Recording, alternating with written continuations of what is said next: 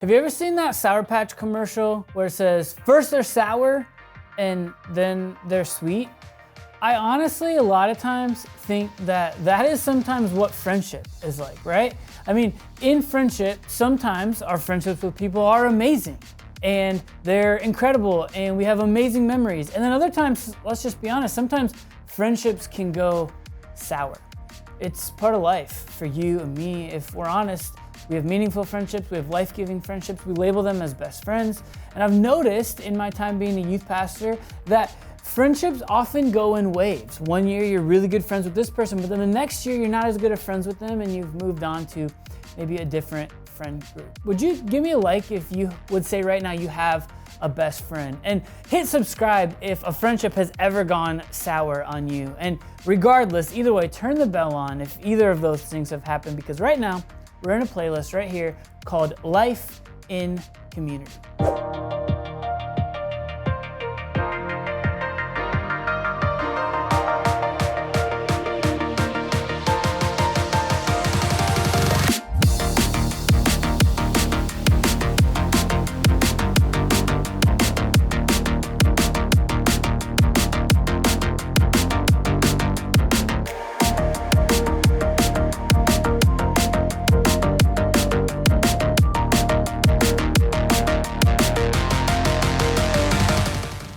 The Bible tells us this: you and I, we were created in God's image. And in the last video in this playlist, my friend Darren talked about the value of community and how it can transform us and make us better. But just telling you that in and of itself doesn't actually give you steps on how to be a good friend, does it? And so in this video, I want to give you the foolproof method on how to be a great friend, as well as give you one ultimate hack to not only be a great friend, but have great friends. Here's a question. Comment down below.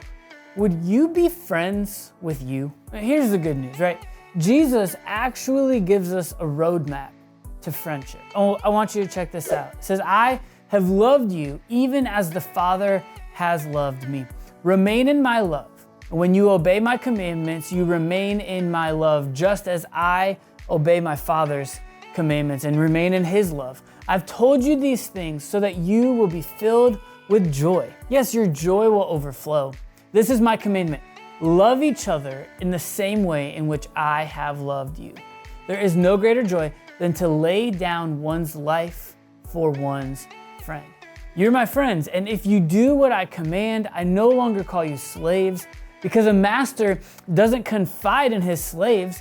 Now you are my friends. And since I have told you everything in which the Father has told me, you didn't choose me, I chose you. I appointed you to go and produce lasting fruit so that the Father will give you whatever you ask for using my name. This is my command. Love each other.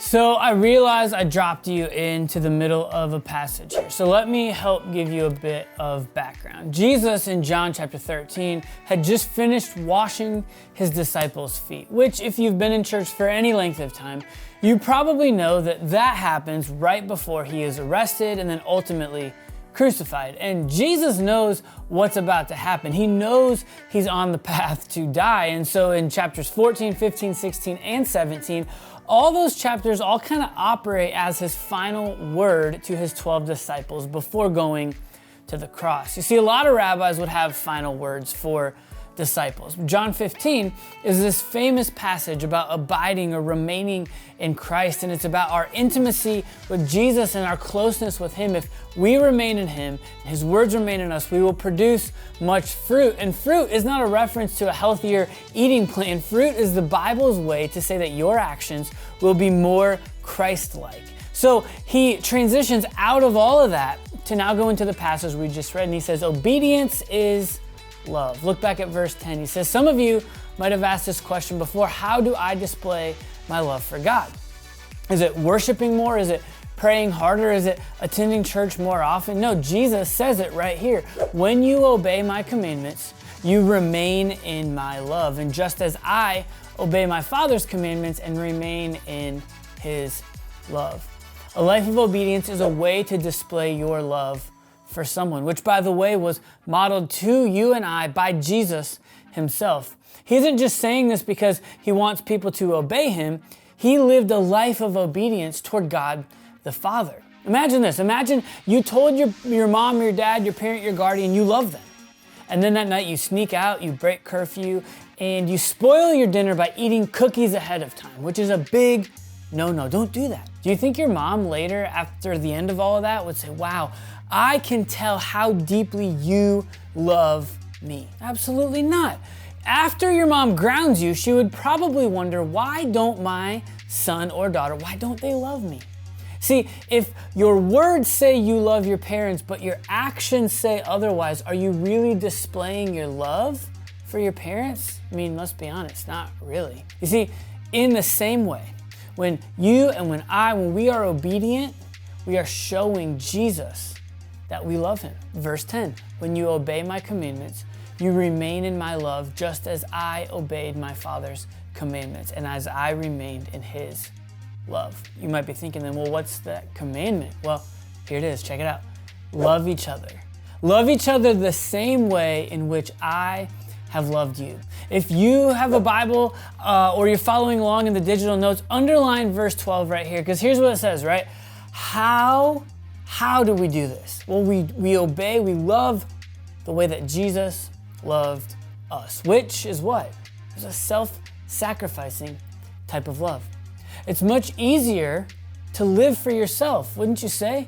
Well, and what did Jesus do though? He poured his life into these 12 guys, into his disciples. He did ministry with them. He helped them grow in their faith. And then you know this as well as I, that he ultimately gave his life up for those 12 disciples. And I know oftentimes, if I'm just honest with you, I'm not going into a friendship simply asking, how can I help this person out the most? And so, most of the times I'm trying to figure out what benefits I can get from becoming that person's friend. Maybe a story will help. When I was in middle school, I became friends with a guy by the name of Brad. And Brad was, in my opinion, the most popular kid in our grade, which isn't that so funny? Like popularity, what a weird concept. But Brad had nice clothes and it seemed like he had a lot of friends. And so by all accounts and from everything from an external standpoint, Brad was popular. And so in 7th grade, I became friends with Brad.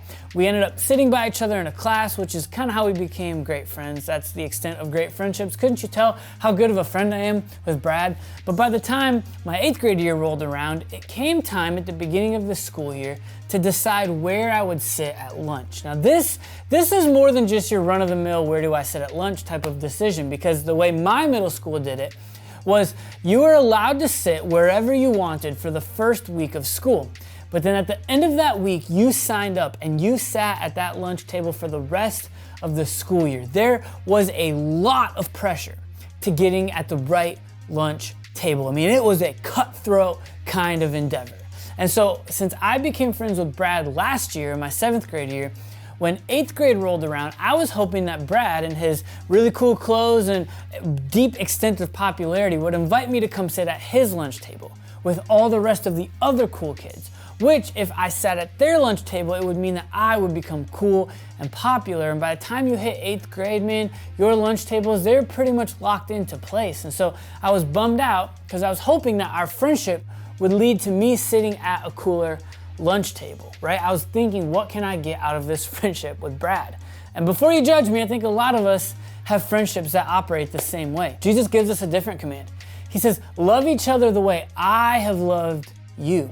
So practically speaking, since none of us, you or me, are probably going to be dying on a cross anytime soon, laying down our lives for our friends, what does that look like practically? Well, with that question in mind, I want you to ask about how that might look for how you treat people in your current Connect group.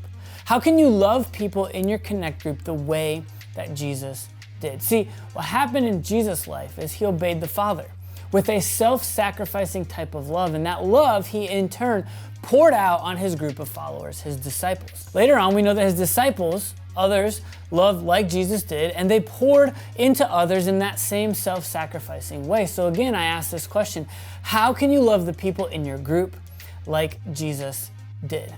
When you genuinely adopt this trait of being a selfless person, it's one of the most attractive qualities. Jesus had a cousin, his name was John the Baptist, and he too was a rabbi and had a bunch of followers and people and disciples that were following both him and his words and his teaching. And so when Jesus kind of became famous and showed up on the scene, some of John's disciples went and started following Jesus instead of following John. And then some people that were still following John went and asked John, said, hey, how would you feel if I started following Jesus instead? Now let's just be honest for a second. I don't know about you, but I would get a little bit jealous and maybe even slightly annoyed.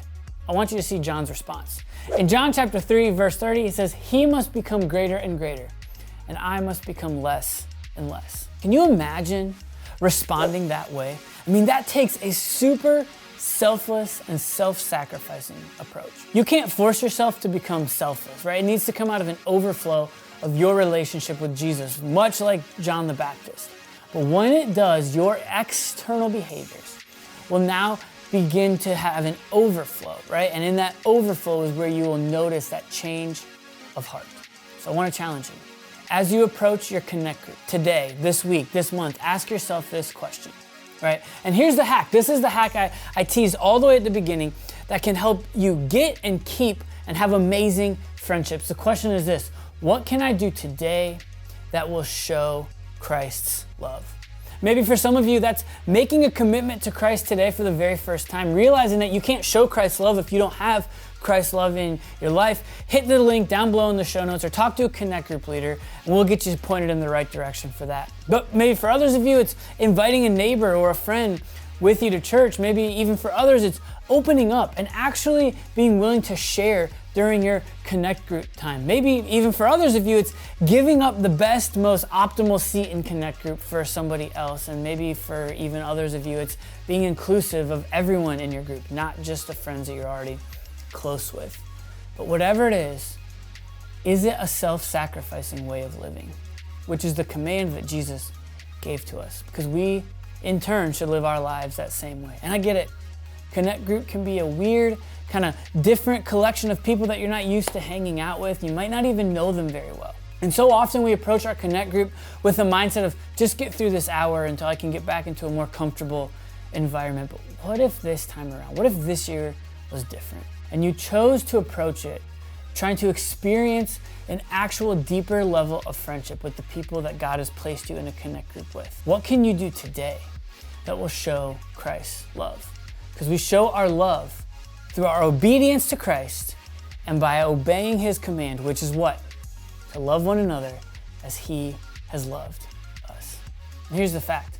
Sometimes getting into those relationships can result in some conflict. And in the very next video, which is linked right here on the screen, we are going to dive deep into how to resolve conflict and how you become better as a result of conflicts. If you're interested in that video, click right there and we'll see you over there in the third and final video in this playlist.